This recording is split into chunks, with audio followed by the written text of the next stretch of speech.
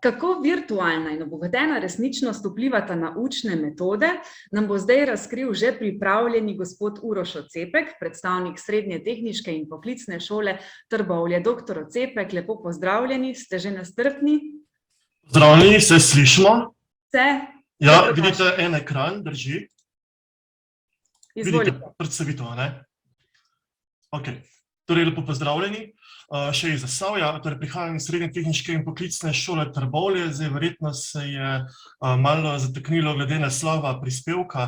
Predstavljam torej uporabo agilnega pristopa v kombiniranem izobraževanju, res pa je, da bom na koncu še nekaj predstavil tudi glede naših dosežkov. Torej sem učitelj računalništva na Srednji tehniški in poklicni šoli, poučujem pa predmete s področja računalništva, torej predvsem programiranja spletnih aplikacij, pa lahko se tudi pohvalimo, da smo ena redkih šol v Sloveniji, ki poučuje področja torej umetne inteligence in podatkovnega rudarjenja. Pojdimo torej na predavanje, ker smo že nekoliko pozni. Za začetek, kaj je agilni pristop? Torej, agilni pristop je metodologija, način, ki ga je uvedlo gospodarstvo, še posebno razvoj spletnih infrastruktur, pa tudi kasneje IT podjetij, kjer so želeli pohitriti, seveda pa tudi izboljšati kvaliteto in učinkovitost izdelave nekih rešitev, lahko tudi rečemo produktov, in tako kot piše na vaši desni, torej agilne metode želijo na hiter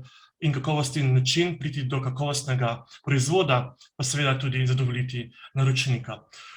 Čisto pospešeno gre za pristop, ki je sestavljen iz ciklov, tako kot vidite tudi shemo predstavljeno. So seveda vsaka zadeva, torej vsak modul je razdeljen na manjše enote.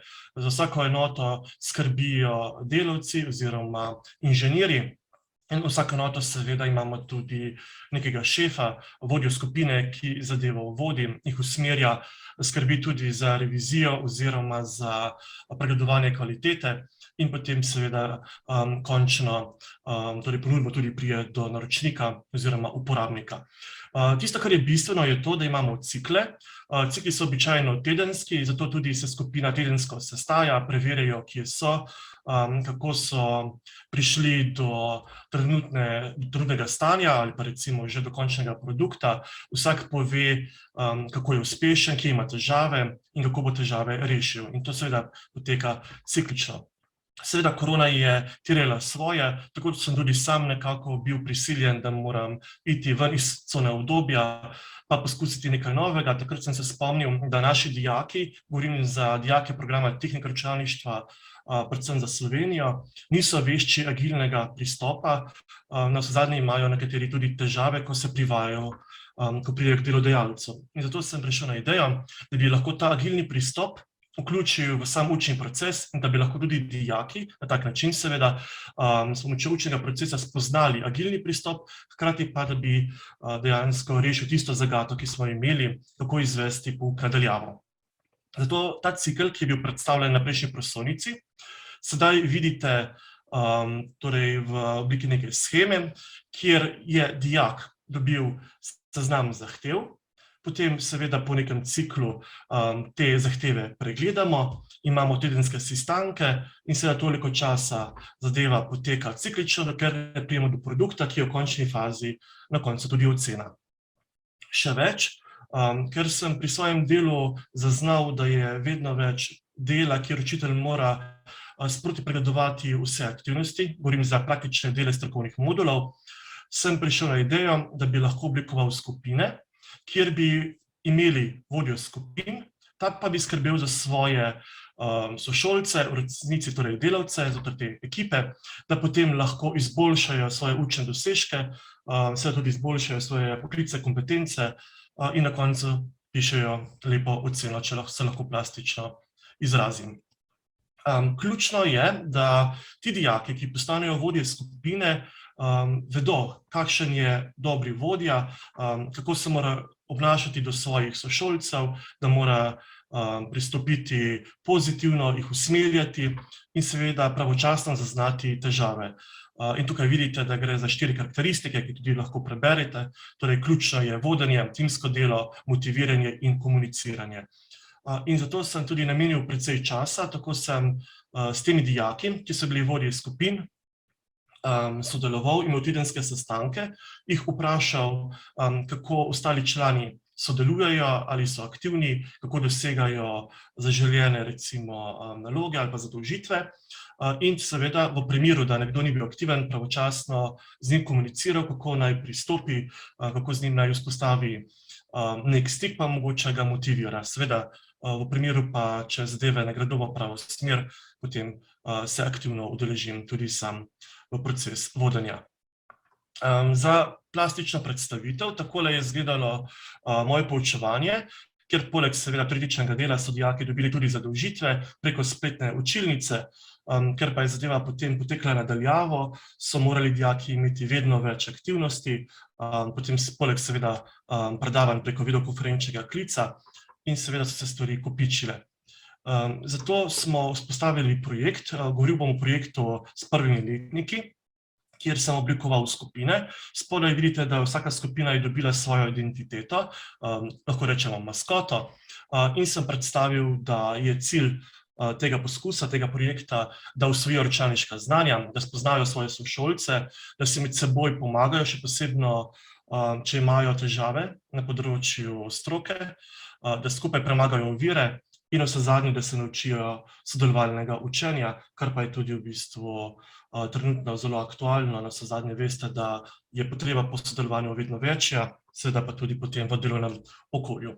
Spodaj vidite tudi ocene, povprečne ocene, zato da imate občutek, da so bile skupine oblikovane, namreč po prvem in drugem pisnem ocenjevanju znanja sem dijake razdelil, tako da so bile te skupine čim bolj enakovredne, ker sem želel čim dlje vleči motivacijo, da so se trudili in tekmovali med seboj, kdo bo dosegal čim boljšo končno oceno. Seveda na koncu je bila nagrada, tako da so vedeli, zakaj se borijo. Še organizacija aktivnosti, ker si verjetno želite predstavljati, na kakšen način je stvar potekala. Torej, sam kot učitelj sem predaval v učilnici ali pa preko spletne platforme, odvisno, kako smo bili glede na lanskoletno šolsko leto. Potem en član je bil vodja skupine, imel je še od 4 do 5 sočlanov, za katere je bil odgovoren. Torej, dijaki so izdelovali praktične naloge, ki sem jih dal pri pouku, te vodje skupine pa so naloge pregledali. Potem pa je vodja skupine zadevo preveril, ali so pravilo rešili napačno, če je imel kdo težavo, če mogoče kdo ni opravil naloge. In so potem meni podajali poročilo, torej običajno do četrtka, da smo se potem ob petkih dobili pri pouku ali pa kasneje, torej nadaljavo, če smo bili seveda imeli delo od doma. Tako da sem potem z njimi zadevo reflektiral, dobil sem takoj povratno informacijo, zelo hitro in učinkovito, hkrati pa sem tudi te vodje skupine spodbudil, da so se nekako urili v vodenju skupine, pa seveda tisto motiviranost, opolnomočenje vsakega v skupini. Ker pa smo v adventnem času, sem tudi pripravil za njih v lanskem šolskem letu adventne izzive, ravno zato, da so tekmovali, da so dobili neke bonus točke pri testih, še posebej iz programiranja, ker je nekoliko več težav. In tukaj vidite en primer rebusa, dal sem ga namenoma, da malo spodbudim razmišljanje izven cone obdobja. Seveda so imeli težave, namreč niso prepoznali, da gre za celjski grb Ulrika II. Še bolj pa so imeli težave s to sliko, namreč takoj so mislili, da je nekaj povezano z Martinom Krpanom, mogoče z Brdavsom in tako naprej. Vendar, če bi pogledali, da Ulrik je germanska verzija mojega imena in da naslednja beseda, ki stoji za 3 pikcijami, je moj priimek, bi vedeli, da sem jaz rešitelj tega rebusa. Sicer pa so bili te izzivi tako oblikovani, da so se vmesno naučili kriptiranje podatkov, spoznali so, kako lahko zakodiramo, stisnemo datoteke, kako jih lahko pretvorimo v druge oblike. In 24. torej zadnji dan adventa, so dobili takšen izziv, kjer so videli, imamo nek posebno kodiranje, videli so, da gre za kodiranje slovenske abecede, kar pomeni, da so te bloke razvrstili lepo po abecedi.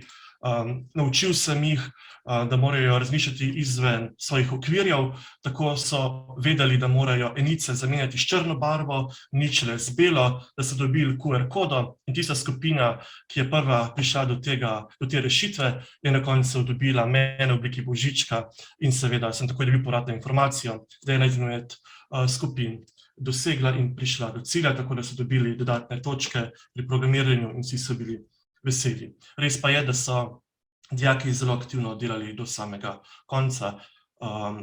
Je pa res, da je vsaka skupina, oziroma ta skupina, ki je bila prva, prišla do 26. decembra do cilja, tako da niso 24. rešili. Tu vidite še zaključek, kako je bilo glede povprečnih ocen. Torej, svetli del predstavlja začetno povprečna ocena, drugi del pa končno.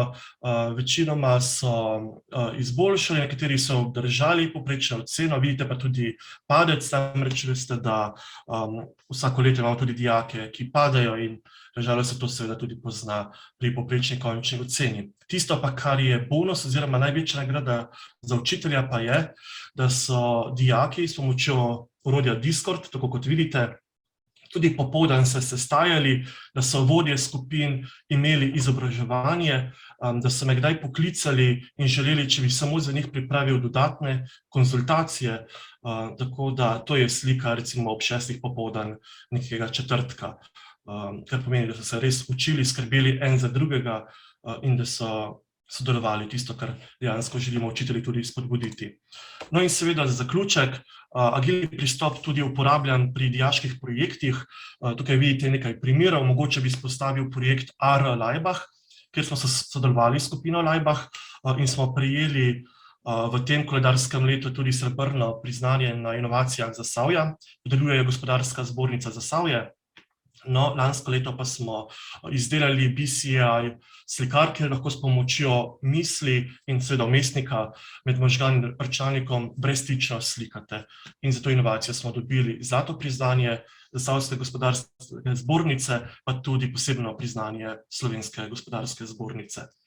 Toliko z naše strani, za zaključek še misel. Zdi se mi pomembno, da sledimo napredku tehnologije, hkrati pa da spremljamo, kakšne so potrebe naših dijakov. In kot pravi misel, največja nevarnost v času turbulentnih sprememb ni turbulenca, temveč odločanje z včerajšnjo logiko. Hvala lepa.